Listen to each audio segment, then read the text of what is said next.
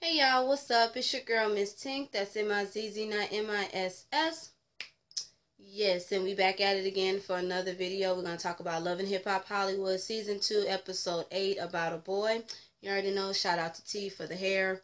But yeah, let's all get started with this episode. So basically it opens up with where we see Amber Man and her sisters that look more woman-like than her, talking and stuff about everything that went on. You know, she's been around her family since Miles came out and told her that, you know, he's gay, and then all of a sudden she claims that she want to call Miles and question him some more, like, bitch, why? He told you everything. He told you at the damn therapist and shit, like, what the hell? It's just stupid to me. Anyway, she questioned him, asked him, is he with Milan? Has he been sleeping with Milan? And I'm like, yes. I'm like, what the fuck does that got to do with anything? The nigga's gay, just let him be gay. Why do you want to know who the fuck he's sleeping with? If he's not sleeping with you, bitch. But if he is, it's still fucked up. And then he admits to it, and her sisters, I guess beforehand, was saying, you know, how they had a feeling. If y'all had a feeling, I should have told y'all sister. But then again, maybe your sister didn't want to listen. I mean, she looked more man-like than y'all, so maybe she didn't want to listen. She thought she could change them. It is what it is. When she finds out the truth, she gets all upset, talking about she's going to call Milan and see what's up. Why the fuck are you calling Milan that? Milan ain't got shit to do with y'all two. That's his relationship with Miles, not yours. Again. And then they're gonna say that it's three sides to every story: Miles' side, her side, and the truth and shit. And I mean, not Miles, Milan's side, her side, and the truth and shit. And I'm like, girl, please stop trying to act like you all big and bad and shit in front of your sisters, and you got them on speakerphone. Y'all could have had that on a personal note. Why you got to do all that shit in front of your peoples? I don't know. I didn't like that shit. But oh yeah. And before I go on to the next scene, I forgot. I'm guessing she feels betrayed because she hanged out with both of them. Well, girl, that's your blind ass that didn't want to open up your damn ostrich-ass eyes. I'm just saying, you got the neck of an ostrich. You couldn't use your eyes either to see that shit. It is what it is. Oh, well. Let's go and press play to the next scene.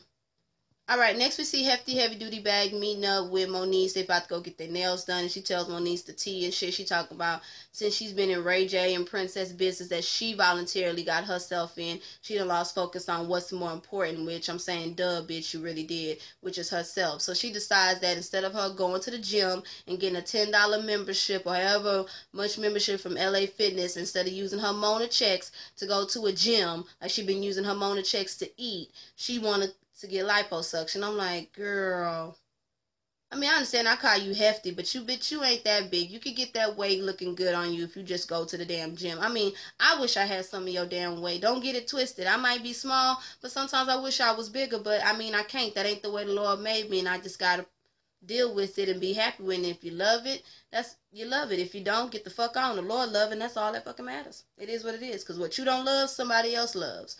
But overall, she decided she's going to get some liposuction to make her feel better. I don't give a fuck what nobody say. What Princess said to her about being a hippo got to her motherfucking ass. You want to talk about she a turtle and shit? No. The fact that you're now getting liposuction after she called you a hippo, bitch, them bullets did sting, in my Justin J voice. Them bullets touched and agreed your motherfucking spirit, just like Justin J was said. So what the fuck ever, Tierra. Let's go ahead and press play to the next scene. Alright, next we see Fizz and his beautiful little handsome son Cameron. They all having fun. You know, he's been a single parent, you know, because he got most, I guess, sole custody or majority of the custody of him. They're all getting ready for Monice to come over, and Monice doesn't show up. And I'm like, I felt really bad, and I agree with the ghetto review. I don't think they should have showed Cameron on there. Y'all could have just talked about that. Y'all ain't really have to show that. I felt really bad for that little boy because, you know, they sitting around there waiting and Monice never shows up. And I'm like, damn, Monice, you got time to do shit with Tierra. You got time to fight her fucking battles. You got time to hop on old geriatric Uncle Broke dick.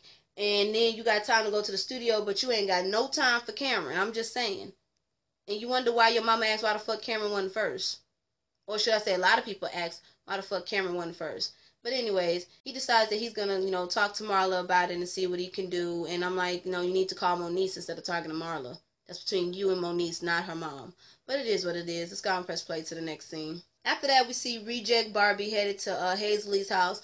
Apparently, Hazel-E was in an accident in Dubai, and it fucked up her nose. And I'm not even going to go off on Hazel-E. I felt bad for her, and I'm glad that she is getting off the show because Mona has been doing this girl wrong. I'm just saying, like, you've been dogging the fuck out of Hazel since season 1. But then again, Hazel signed up for. I'm just glad the bitch wised up and decided to get the fuck off this damn show, because the mentor ain't shit but a damn soul sucker. That's why all these other motherfuckers ain't doing shit with themselves. I mean, look at Uncle Broke. He done went from New York all the way to LA, and he jumping from bitch to bitch to bitch. Can't even take care of his own kids. It is what it is.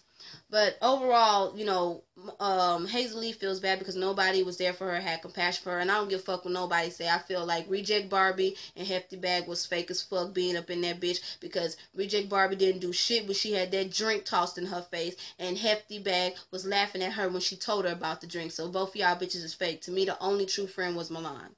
I like how they was telling her, don't worry about the motherfucking blogs, fuck them, you know, but at the end of the day, I just want Hazel-E to just get the fuck off the show, stay away from that Dementor bitch, and do what you gotta do for you. But I'm not finna go on ahead and preach. Hazel-E, I wish you the best. Baby, love you for you. And fuck all them hoes at Love and Hip Hop Hollywood, especially that bitch ass Mona. Anyways, let's go ahead and press play to the next scene. Alright, after that, we see Rich and Marla meeting up to discuss, you know, how everything went down on their last meeting. Marla apologizes to Rich for coming at him like that, which you did come at him kind of sideways, even though I don't give a fuck about Uncle Rich. You did come at him kind of sideways. I'm just saying, it is what it is. And, you know, they're talking, trying to reconcile their differences, and that's when Marla goes on and tells Rich that, you know, if Monice acted a damn fool in front of the cops, that's why they took Cameron and gave Fizz sole custody. You know, that's when Rich says, that's not what Monice told me. Well, duh, of course she's gonna tell you some extra shit or not the whole truth to make herself look good. It is what it is. You know, some people do that. Hey, people do that sometimes. And, you know, after that, that's when Marla says, I'm trying to protect you from my daughter or whatever. I'm like, I kind of think Marla was overstepping her boundaries a little bit to go talk to Rich without Monice being there, but it is what it is. And maybe that's her own way of saying she's looking out for her child, but I don't think so. So, you know, they talk and reconcile each other's differences, and they try to make everything work out for the sake of Monice and their relationship, but I don't understand why, because the motherfuckers ain't even together today.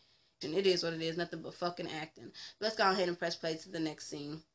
After that, we see Crimson Chin throwing this mommy mimosa party for one, and ain't nobody showed up. I'm like, the fuck? That's when we see Teddy Riley coming in trying to talk some sense to her. Now, you know something is wrong when your daddy, who was a hoe, comes and tells you that you deserve better, and you still running after this motherfucker. I have no more words for you, Crimson. The fact that you got a damn crimson-ass chin with powers in it, but for some reason it's disconnecting from your chin to your brain, that you can't even see that you deserve so much better. You have the nerve to have a daughter, and this is the example. Oh my goodness, I feel sorry for your baby, bitch. Fuck you, I feel sorry for your fucking child. That's what I really feel sorry for. You really gonna stick with Overcooked ass after he disrespected you and said, bye, fuck you then, bitch, when you left last episode over some bullshit that he put you through, and you got your ass drugged on national TV by Bell Pepper, bitch? Whatever, it is what it is. But let's go ahead and press play to the next scene. Alright, after that, we see the Shade Pomeranian and Picket Fence going to the studio together, and then apparently Shade Pomeranian is part of this group called Queens with Millie Moto, some chick named Moto. Bitch, I ain't never heard of that group. Ain't never heard no song by that group. I'm just saying, it is what it is. All of a sudden, we see Nick Cannon come in. Apparently, they're part of this group called Incredible Entertainment from Nick Cannon. I'm like, oh, Nick Cannon making an appearance? What, them divorce rates getting to your ass that you can't afford to pay? All right, it is what it is. You have to call Mona? Okay. Mona pulling out all the stops. We're gonna got the divorce motherfucker with the twins, and who else she gonna pull up out the box? It is what it is. Apparently, Shade Pomeranian has been an unprofessional ass bitch. Of course, she does 0 to 100 in her confessionals, but she's been walking out on video shoots, producing and shit. That shit ain't cool. And Nick basically says, you better get your professionalism under wraps, or you need to get the fuck on. And that's when Picket Fence basically says, look, if you want us to work together, because Nick pitched that idea to Picket Fence, that all this business and pleasure, no, it's going to have to be straight business. You're not my wife right now. We got to get this shit done and get it how I do. Pomeranian said that she going to do what she got to do. I'm like, bitch, whatever. But anyways, let's go ahead and press play to the next scene, because I really don't see a future for this group, nor Pomeranian in the music industry. I don't. Anyways, let's go and press play to the next scene. Alright, next we see Fizz and finally Omarion. We haven't seen this nigga since the first 2 episodes, and Omarion apparently been on tour doing his thing. They meeting up talking and stuff, and Fizz telling him about his problem with Monice, how she not coming to spend time with her son, and then overall decides that he's going to take it upon himself and go talk to Marla about why she been missing in action. I thought that shit was fucking stupid, but it is what it is, I guess. But let's go ahead and press play to the next scene. Alright, after that we see Crimson meeting up with Overcooked and telling him how, you know, her dad came to that party for one, mommy mimosa party. Overcook asking like, why the fuck he wasn't there? Bitch, why the fuck would you want to be there even though you PMS more than I do? Why the fuck would you want to be there? It's for mommies, not for bitch ass niggas. And then they talking and how they want to work out everything. Overall, like I said, Crimson is going to stay with him. And Overcook talking about he going to try to work it out. Bitch, please, you ain't going to try to change for shit. I just, waste of fucking time if you ask me. Crimson, you deserve so much better, but bitch, you a dumb bitch anyway, so you're not gonna get better. But anyway, let's go and press play to the next scene. Alright, after that, we see Fizz and Marla meeting up, talking about why Monice ain't been there. Marla basically tells him, well, look, if you having a problem with her being there, take her ass to the courts, put her on child support, and hire you a fucking nanny. I mean, these females do the same thing. I was with Marla on that, but I wasn't with the fact that he asked Marla to step in. That's not her responsibility. That's y'all's. Y'all didn't ask her permission to fuck, so why the fuck y'all need her to help? It is what the fuck it is. But I don't like the fact that they was talking about, you know, jeopardizing the relationship between Marla and Cameron. That has nothing to do with between you and Monice. You need to handle that shit with Monice Fizz. It is what it is. I actually felt bad for him when he started crying too, though. I'm like, oh, but I mean, it is what it is. I don't think he should have went to her mama though. Y'all should have handled that between you and Monice. Let's go ahead and press play to the next scene. Okay, next we see the Shade Pomeranian having struggles in the damn studio and shit. That fucking Ben and Jerry line, bitch, please, it's all about Bluebell or Haagen-Dazs, whatever. Then she bitching and complaining because Picket Fence ain't giving her the type of attention that she want. Bitch, this is business. This ain't got shit to do with pleasure. You need to separate the two. That's her problem. And then all of a sudden when Moto gets in there, she does an okay job. But then once Picket Fence gives more attention to Moto than Pomeranian, that's when Pomeranian want to start barking and shit. Bitch, please. Barking to the point where, you know, she looking at her phone. Picket Fence trying to conduct business. And then Picket Fence just gets up and walked out on her ass again. I'm like, girl, you need to get it together. I don't see no music career for your ass. I don't. After that, we see Monice singing, and I felt where Fizz coming from. Bitch, you got time to do this singing shit, but you ain't got time for your son. After they start talking, and the song was alright. Monice, you sound alright. I wouldn't buy it, but you sound alright. After they start talking and shit, that's when he brings up the whole situation with Cameron, and they go back and forth, and all of a sudden, Monice talking about, I popped him out, and he's talking about, you don't care, and start crying. Bitch, please, I feel like you just want credit for reproducing but not being a mom. Whatever, bitch. You got all this time to do what you need to do as far as with your Uncle Rich. You got this time to do with your shit with Tierra. You got time to do this shit with this dildo shit and music, but I ain't see Cameron none in this shit. I'm sorry. And the fact that Fizz gonna talk about, I see you to have a support system, fuck that shit. You should have came to her first before you even went to Marla, if you ask me. But I wasn't feeling them tears. I'm sorry. I really wasn't. After that, the end of the scene, we see Amber Man walking in that damn blue dress with the hair slicked back, looking like a damn permed ostrich, looking like she about to tip over and shit. Girl, please, trying to talk to Miles about everything and get some answers. Oh, I just want to see what happens next week, because apparently it goes off when after Miles sees her coming in and they singing this song talking about you got to stop, perfect song. And I guess she's going to get her answers. But at the end of the day, I feel like Amber, you gonna get your face cracked even more to where, bitch, all we're gonna do is sweep that shit up and put it in the trash. It is what it is. But anyways, that's my video, y'all. Like, comment, subscribe, and share. I am MizzTink. That's M-I-Z-Z, not M-I-S-S. Check out my sister's website. And, of course, the online Scentsy party. I believe it'll be over the last day of October for the Halloween season. So, y'all check that out as well. Description box will be below. The channel is Naturalpolesista TV, y'all. Y'all like, comment, subscribe, and share. Bye.